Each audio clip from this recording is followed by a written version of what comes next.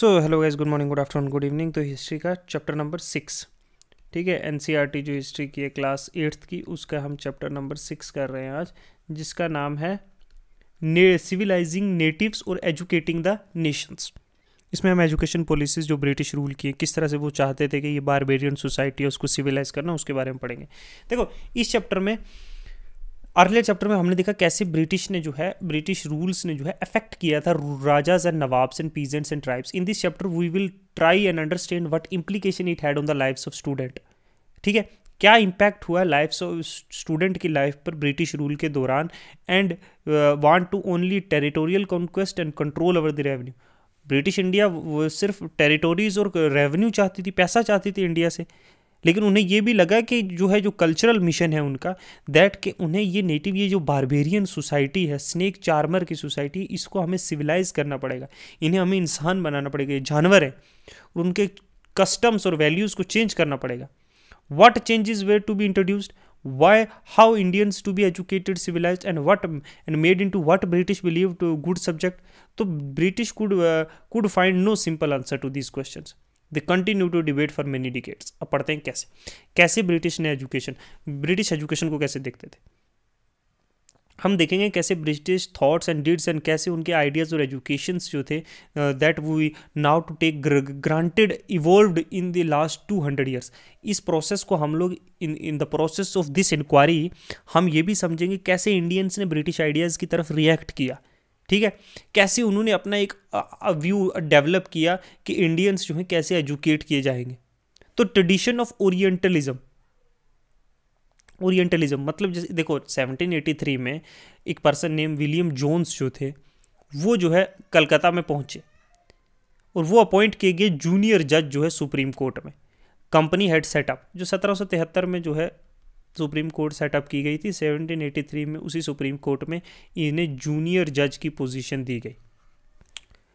In addition to being, ये एक expert तो था ही लैंग्वेज में, लेकिन ये लिंग्विस्ट मतलब लैंग्वेजेस में भी बड़ा एक्सपर्ट था। उसने ग्रीक, लैटिन जो है ऑक्सफोर्ड से पढ़ी थी, फ्रेंच और इंग्लिश आती थी, उसने थोड़ी थोड़ी अराबिक्स भी अपने दोस्तों से सीखी हुई थी, और उसने पर्शियन सीखी, और वो कलकत्ता में वो स्पेंड करता था many hours a day with pandit जो उन्हें सिखाते थे, जो सबटल्स थे किसके, संस्कृत लैंग्वेज के, ग्रामर के। ठीक है, तो और पोइट्री उसने जो है वो पढ़ने लगा ancient Indian texts on law, philosophy, religion, politics, morality, arithmetic, medicine और अदर साइंसेस की जो हमारी एंशिएंट बुक्स थी। अब जॉन ने ये डिस्कवर किया कि that his interest were shared by many British officer living in Kolkata at the time, कि उस जैसा इंटरेस्ट रखने वाले और भी बहुत से ब्रिटिश जो ऑफिशियल्स हैं कोलकाता में। इंग्लिशमैन जैसे हेनरी थॉमस कोलब्रोकी, जैसे नेथनियल हैलेड है, जो बिजी थे डिस्कवर करने पे इंडिया की एंशिएंट हेरिटेज को।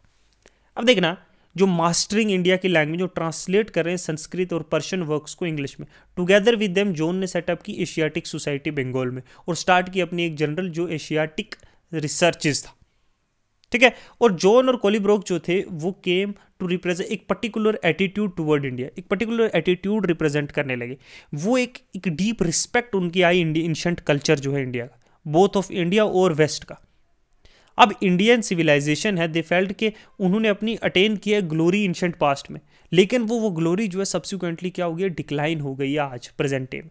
और ये अंडरस्टैंड करने के लिए इंडिया ये नेसेसरी है कि वो डिस्कवर करें उनकी सीक्रेट और जो लीगल टेक्स्ट है जो प्रोड्यूस की गई एंशिएंट टाइम में, क्योंकि वही टेक्स्ट जो है could reveal the real ideas and laws of Hindus and Muslims, and only the new studies of this text could form the basis of future development India. कि जो हिंदू और मुस्लिम्स के जो रूल्स एंड रेगुलेशन है वो सिर्फ इन्हीं टेक्स्ट से पता किया जा सकता है, और यही टेक्स्ट जो है फ्यूचर बेसिस बनेगा हमारा रूल जो है इंडिया में, और डेवलपमेंट जो है फ्यूचर में इंडिया की।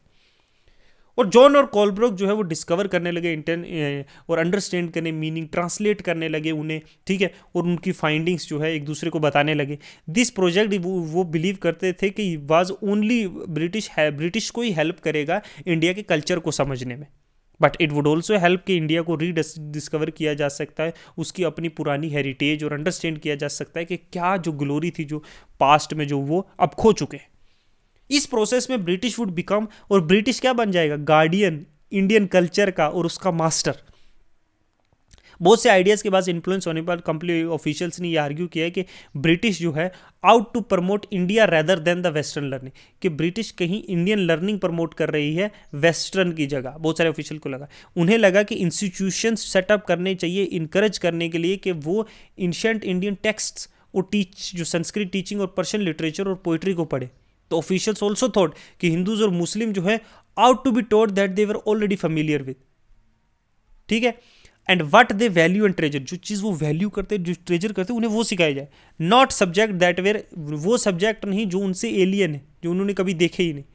ओनली देन दे बिलीव के could British hope to win a place in the heart of the native. सिर्फ यही तरीका है कि ब्रिटिश जो है उनका दिल जीत सकते हैं, उनके दिल में अपनी जगह बना सकते हैं, और एक एलियन रूलर को वो एक्सेप्ट करेंगे और रिस्पेक्ट करेंगे उनके सब्जेक्ट्स के द्वारा। अब इस ऑब्जेक्टिव के साथ जो मदरसा जो है कोलकाता में सेट किया गया 1781 में, प्रमोट करने के लिए अराबिक, पर्शियन और इस्लामिक लॉज को, और हिंदू कॉलेज एस्टेब्लिश किया गया 1791 में, इंकरेज करने के लिए स्टडी जो एंशिएंट संस्कृत टेक्स्ट है और यूजफुल हैं जो एडमिनिस्ट्रेशन ऑफ कंट्री के लिए, ठीक है।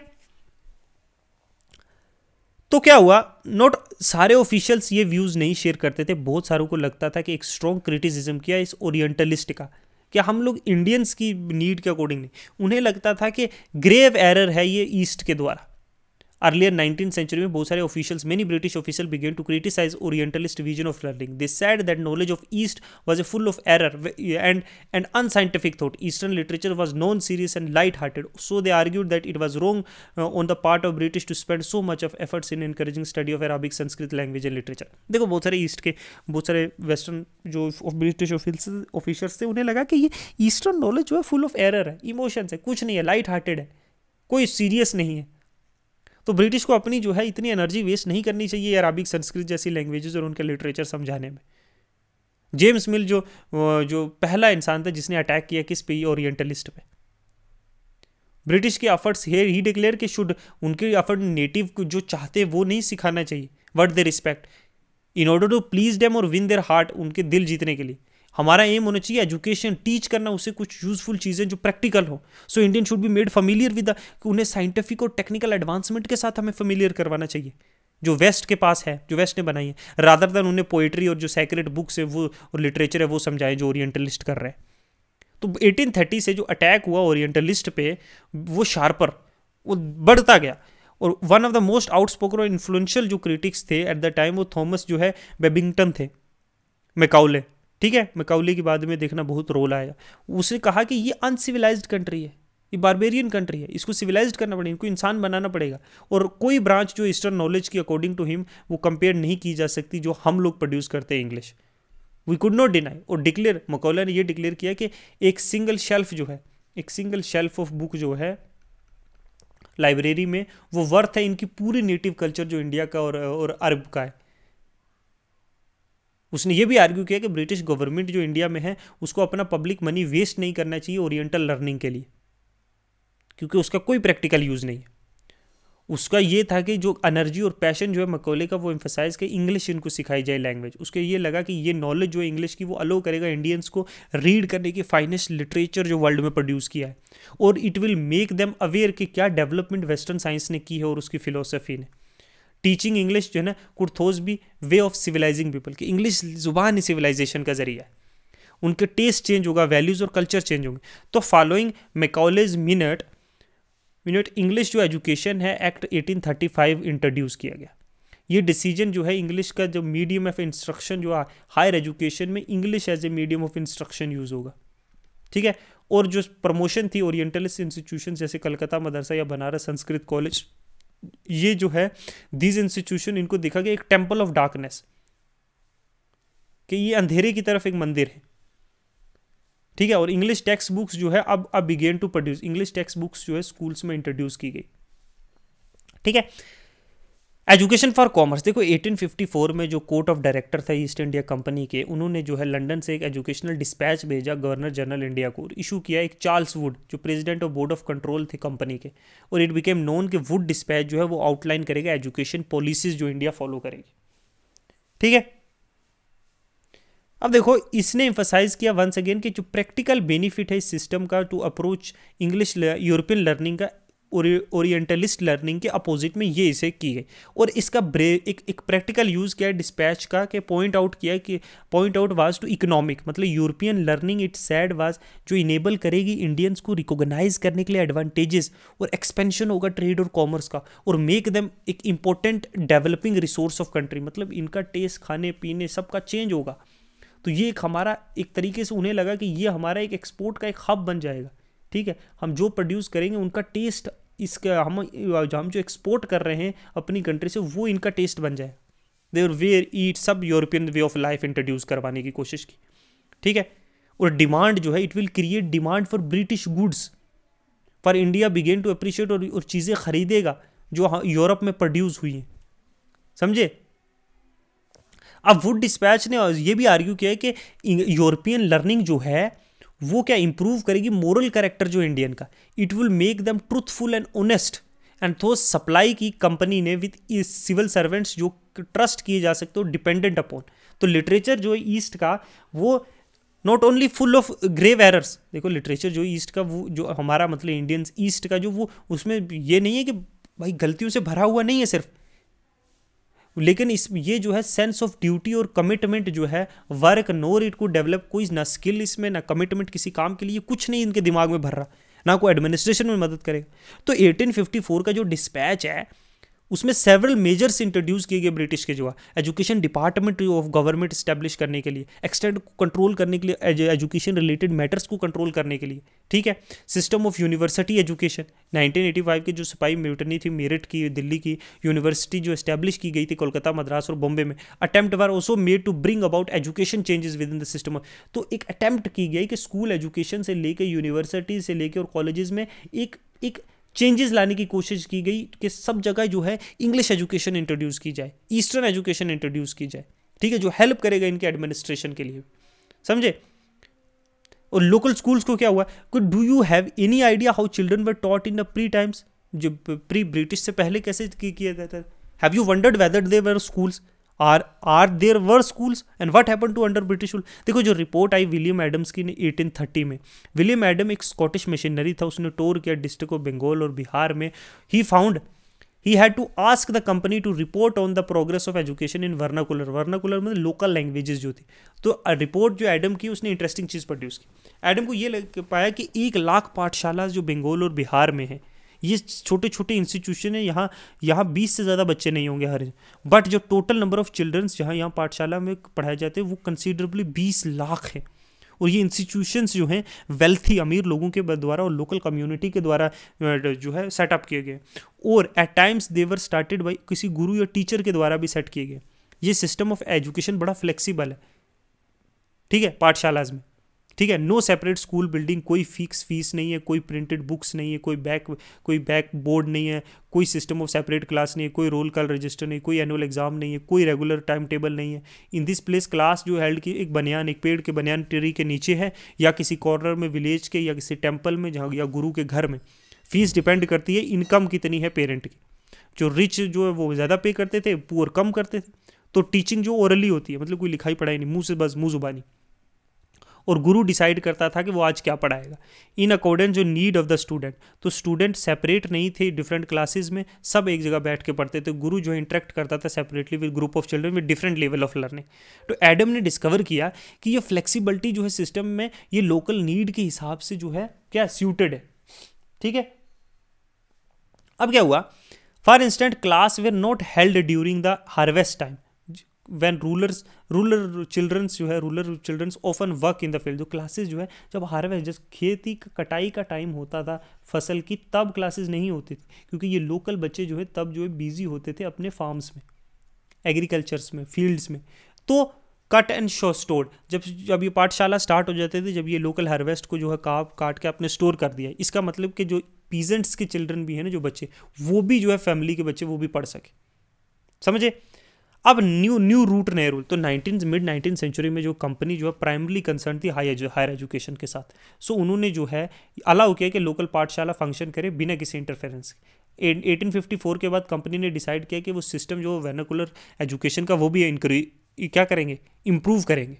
जो लोकल लैंग्वेजेस हैं, उन्हें फेल्ट कि ये किया जा सकता है, ऑर्डर इंट्रोड्यूस किया एक सिस्टम का, जिससे इम्पोज किए कि रूटीन्स एस्टैब्लिश किए, कुछ रूल और इंश्योर किए कि रेगुलर इंस्पेक्शंस होंगे। ठीक है, अब देखो ये कैसे किया जाएगा, क्या मेजर्स कंपनी के द्वारा लेगी। इट अपॉइंटेड एक number of government pandit such as charge और looking after the 4 or 5 schools, and the task of the pandit was to visit these pathshalas and try to improve the standard of teaching. Each guru were asked to submit periodic report and take classes according to the regular timetable. तो गुरुज जो पंडित जो है ना वो जो है 4-5 schools के लिए एक पंडित को अपॉइंट किया गया, वो रेगुलर इंस्पेक्शंस करेगा, टीचर एक रेगुलर रिपोर्ट देगा लोगों की कंडीशंस के बारे में, क्लासेस की कंडीशन के बारे में। टीचर जो है अब वो टेक्स्ट बुक्स पढ़ाएंगे, और लर्निंग जो है वो टेस्ट की जाएगी। एक सिस्टम है जिस एनुअल एग्जाम्स, तो स्टूडेंट्स को पूछा गया कि उन्हें रेगुलर फीस पे करनी पड़ेगी क्लास अटेंड करने के लिए, एक फिक्स सीट्स पे सिट होना पड़ेगा, और अभी करने के पड़ेगा नया रूल्स और डिसिप्लिन। अब पाठशाला ने नए रूल एक्सेप्टेड न्यू रूल्स, और सपोर्ट भी था, गवर्नमेंट ग्रांट्स भी दी गई। Those who were unwilling to work within the new system receive no government support, जो काम नहीं करना चाहते थे इस नए सिस्टम के, उन्हें कोई सपोर्ट नहीं मिले। ओवर टाइम जो गुरु जो wanted to retain their independence, जो अपने इंडिपेंडेंट के हिसाब से पढ़ाना चाहते थे, उन्हें डिफिकल्ट लगा कंपीट करने के लिए गवर्नमेंट की एड और रेगुलेटेड पाठशाला। नए रूल्स और रूटीन्स की बहुत सारे नई कॉन्सिक्वेंसेज भी थे। ठीक है, अब एजेंडा क्या था नेशनल एजुकेशन का। देखो, British officials were not only the people thinking about the education in India. For early 19th century जो है ना, मेनी थिंकर जो different part of the India थे, वो begin to talk about need of wide spread education. Impressed with the development in Europe, some Indian felt that Western education will help modernize India. They argued that British to open more schools, colleges and universities and spend more money on education. You will read about in chapter 8. अब देखो क्या British का agenda था पूरी school जो है नए schools colleges और सेटअप करने का, जबकि फेलो इंडियंस भी बहुत सारे चाहते थे कि इनको और पैसा इन्वेस्ट करना चाहिए, नई एजुकेशन पॉलिसीज़ लानी चाहिए, schools universities and colleges should be set up, European line पे पढ़ाना चाहिए। बहुत से लोग ये भी सोचते थे, एंग्लिस्ट। लेकिन ब्रिटिश का एक्चुअल एजेंडा क्या था? देखो, बहुत से लोगों को ये भी लगा कि ब्रिटिश जो एजुकेशन है ना, उसने जो है इंस्लेव कर दिया। British actually wanted people, some people जो काबिल हों एडमिनिस्ट्रेशन के लिए, जो ब्रिटिश को चाहिए उनको एडमिनिस्ट्रेशन में जो है हेल्प करने के लिए, उनकी कंट्री को चलाने के लिए। दे वांटेड दैट पीपल की थिंकिंग जो है अलाइन हो किन के साथ, के जो है ब्रिटिश रूल जो है इज़ गुड फॉर देम। उनके टेस्ट, उनका कल्चर, उनका क्लोथिंग, उनकी फूड हैबिट्स, ये सारी इंग्लिश लाइन पे होनी चाहिए। ठीक है, ताकि जो है एट द एंड यूरोप का फायदा हो। समझे? They wanted people like them. ठीक है, वो सब चीज़ें इसलिए कर रहे थे कि उन्हें वो असिस्ट मिले। They do. ठीक है, कुछ Indians at the same time चाहते भी थे कि यूरोपियन लाइन पे एजुकेशन होनी थी, और कुछ ये नहीं चाहते थे। कुछ चाहते थे कि ये जो है हमारे माइंड्स को भी कॉलोनाइज किया जा रहा है। अब पहले हमारी लैंड्स की गई हैं, अब हमारे माइंड्स को भी colonise and hearts were colonised through education system. हमें रेडिकलाइज किया जा रहा है इन बिलीविंग दैट कि दिस इज द पैराडाइज। ठीक है, देखो, Tagore and above peace, many of the जो हैव हर्ड शांति निकेतन के बारे में तुम लोग सुना है। तो रविंद्रनाथ टैगोर ने 1901 में इंस्टीट्यूशंस जो है ये स्थापित किया था। एज ए चाइल्ड टैगोर को जो है वो हेट करता था कॉलेज जाने से, और ये सफोकेटिंग और बड़ा ऑप्रेसिव लगा था। स्कूल जो है उसे जेल की तरह लगता था। For he could never do what he felt like doing, क्योंकि वो नहीं कर पाता था कभी जो वो चाहता था। अब वाइल अदर स्टूडेंट जो है ये सुनते रहे टीचर्स की, टैगोर का माइंड जो है कहीं और ही घूमता था। तो एक्सपीरियंस जो स्कूल डेज का था कलकत्ता का, उसने टैगोर की आइडियाज़ को जो एजुकेशन रिलेटेड जो है चेंज कर दिया।